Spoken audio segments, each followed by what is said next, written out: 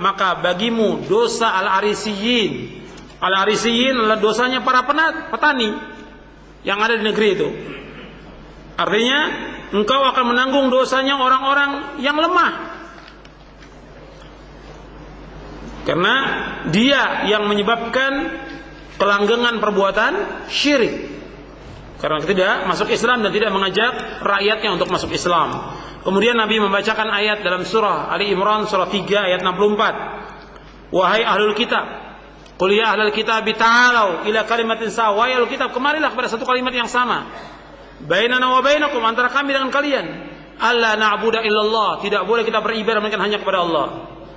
Wala nusyrika bihi syai'a, dan tidak boleh kita menyekutukan Allah dengan sesuatu. Wala yattakhidha ba'duna ba'dan arbaba min dunillah, dan tidak boleh sebagian dari kita menjadikan sebagian yang lain sebagai tuhan-tuhan selain Allah. Fa in tawallau faqulu asyhadu bi anna muslimun, dan seandainya mereka berpaling, saksikan bahwa kami adalah orang-orang Islam.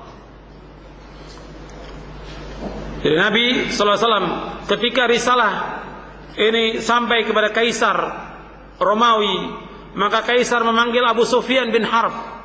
Waktu itu dia masih kafir, yang berada di antara kafilah Quraisy. Mereka adalah pedagang di negeri Syam. Dalam waktu tenggang yang diberikan Rasulullah kepada Abu Sufyan dan kafir Quraisy, artinya Abu Sufyan pada waktu itu datang ke Romawi untuk menjelaskan bahwa orang-orang yang menjelaskan dia berdagang ke Romawi. Kemudian waktu itu surat Nabi sampai. Kemudian Nabi bertanya kepada Abu Sufyan. Abu Sufyan masih kafir. Dia tanya, bagaimana tentang orang yang datang di tengah-tengah kalian? Artinya yang mengirim surat ini Nabi Muhammad SAW. Bagaimana kau tahu tentang orang itu?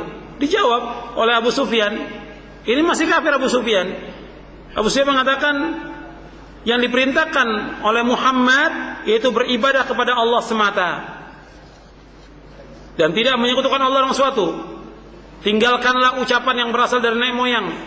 Beliau memerintahkan melaksanakan sholat, berkata jujur, menjaga kehormatan diri dan hubungan silaturahmi. Disampaikan dengan benar oleh Abu Sufyan. Dan antum bisa lihat di dalam Sahih Bukhari tentang hadis ini, dalam Sahih Bukhari di kitab Permulaan Wahyu, Bada'il Wahyi. Di situ kata Abu Sufyan yang diperintahkan oleh Muhammad, wa'budullaha wa la tusyriku bihi syai'a watruku ma yaqulu aba'ukum wa ya'mur bis salati was sidqi wal afafi was silah. Hendaklah beribadah hanya kepada Allah saja. Tidak boleh menyekutukan Allah dengan sesuatu. Tinggalkan apa yang diucapkan oleh bapak-bapak kalian. Menyuruh untuk salat, berlaku jujur, berkata jujur, kemudian menjaga kehormatan diri dan menyambung silaturahmi. Kemudian ikhwan fillah, nazakumullah, ini yang didakwakan oleh Nabi. Pertama kali yaitu u'budullah wa la tusyriku bihi syai'a. Sebagaimana Allah berfirman, wa'budullaha wa la tusyriku bihi syai'a. Beribadah kepada Allah dan jangan kalian menyekutukan Allah dengan sesuatu. Jadi dakwah yang dikatakan dakwah itu yang paling pokok, yang paling asas, mengajak umat ini untuk mentauhidkan Allah, menjauhkan syirik.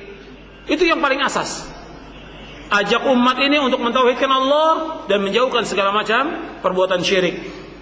Dan Nabi SAW ketika mengutus Mu'ad bin Jabal ke Yaman, Nabi bersabda, innaka ta'ti qauman min ahlil kitab falyakun awwala ma tad'uhum ilaihi syahadatu an la ilaha illallah wa fi riwayatin ila ay yuwahhidullah wa anni rasulullah fa in hum ata'uka lidzalik fa akhbirhum anna Allah farada 'alaihim 5 salawatin fi kulli yawmin wa laylatin fa in hum ata'uka lidzalik fa akhbirhum anna Allah farada 'alaihim sadaqatan tu'khadhu min aghniyaihim faturaddu 'ala fuqara'ihim fa in hum ata'uka lidzalik fa iyyaka wa qara'ima amwalihim wattaqi da'watal madhlum fa innahu laisa bainahu wa bainallahi hijabun.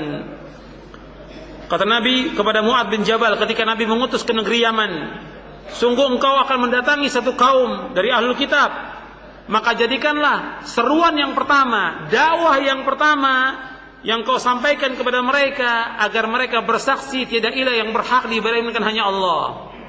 Dalam riwayat yang lain, agar mereka mentauhidkan Allah. Dalam riwayat yang lain, agar mereka beribadah hanya kepada Allah saja. Dan aku adalah Rasulullah. Dan apabila mereka mentaatimu dalam urusan tersebut, maka kabarkanlah kepada mereka bahwa Allah mewajibkan salat yang 5 waktu dalam sehari semalam. Jika mereka mentaatimu dalam urusan itu, maka kabarkanlah kepada mereka bahwa Allah telah mewajibkan zakat kepada mereka yang diambil dari orang-orang kaya di antara mereka dan disalurkan kepada orang-orang fakir di antara mereka. Jika mereka telah mentaatimu dalam urusan itu, maka hati-hatilah engkau dengan harta mereka yang mulia. Dan takutlah dari doa orang yang dizalimi, karena sungguhnya tidak ada hijab penghalang antara doa itu dengan Allah SWT. Hadis ini sahih diriwayatkan oleh Imam Bukhari, Muslim, dan yang lainnya. Di dalam hadis ini antum perhatikan, yang pertama kali diajak umat ini, kalau dia orang kafir suruh mengucapkan 2 kalimat syahadat. Kalau dia muslimin tetap diajak apa? Untuk mentauhidkan Allah. Diajak mereka untuk beribadah hanya kepada Allah SWT. Diajak untuk mentauhidkan Allah SWT. Kemudian yang kedua, disuruh mereka untuk sholat. Tentunya sholat bukan sekedar sholat. Diperhatikan soal waktunya, diperhatikan soal kaifiatnya, diperhatikan soal khusyuk dan tumaninahnya, diperhatikan soal berjamaahnya. Kemudian setelah itu sampaikan tentang masalah zakat. Setelah itu dijelaskan oleh Nabi, hati-hati tentang harta mereka yang mulia. Maksudnya dulu mengambil harta itu zakat, apakah itu onta atau sapi atau kambing, itu ada di antara kambing yang dicintai oleh si pemilik, atau onta yang dicintai oleh si pemilik, atau sapi yang dicintai, maka jangan kamu ambil. Dari zakat itu kamu ambil yang dia serahkan, jangan kamu ambil yang dia cintai. Makanya disebutkan, hendaklah kamu iyyaka wa qara'ima amwalihim. Hati-hati, jangan kamu ambil harta dia yang terhormat. Sebagaimana kalau kita masuk ke rumah orang, kita pun nggak boleh duduk sembarangan, nggak boleh duduk di tempat kemuliaan. Umpamanya ada bangku 5, kursi 5, ada satu kursi yang si tuan rumah biasa duduk tempat itu, maka nggak boleh kita duduk, kata Rasulullah. Sampai kita dipersilakan, fadhol duduk di tempat ini. Kalau nggak boleh. Masuk ke rumah orang, lihat di mana saya duduk, tanya kepada sahibul bait, di mana saya duduk. Kalau disuruh duduk tempat itu, kita duduk tempat itu. Kalau duduk tempatnya dia, kita duduk. Kalau tidak diizinkan kita mau duduk tempatnya dia, tidak boleh. Wala taqud ala takrimati, kata Rasulullah. Begitu juga masalah harta yang kita ambil dalam zakat ini. Kemudian Nabi mengatakan lagi, hati-hati doanya orang yang dizolimi, karena tidak ada hijab, tidak ada penghalang. Termasuk doanya orang fajir yang jahat. Kalau ada orang yang jahat, langsung kita pukul saja dia, kita ambil hartanya. Kalau dia berdoa, makbul doanya. Kata Nabi, wattaqi da'watal mazlum fa innahu laisa bainahu wa bainallahi hijabun. Bahkan dalam riwayat yang lain, wa in kana fajiran. Dalam riwayat yang lain, wa in kana kafiran. Meskipun kafir, enggak boleh kita menzalimi orang. Enggak boleh. Hadisnya semuanya sahih riwayatnya tentang itu. Jadi enggak boleh kita berbuat zalim.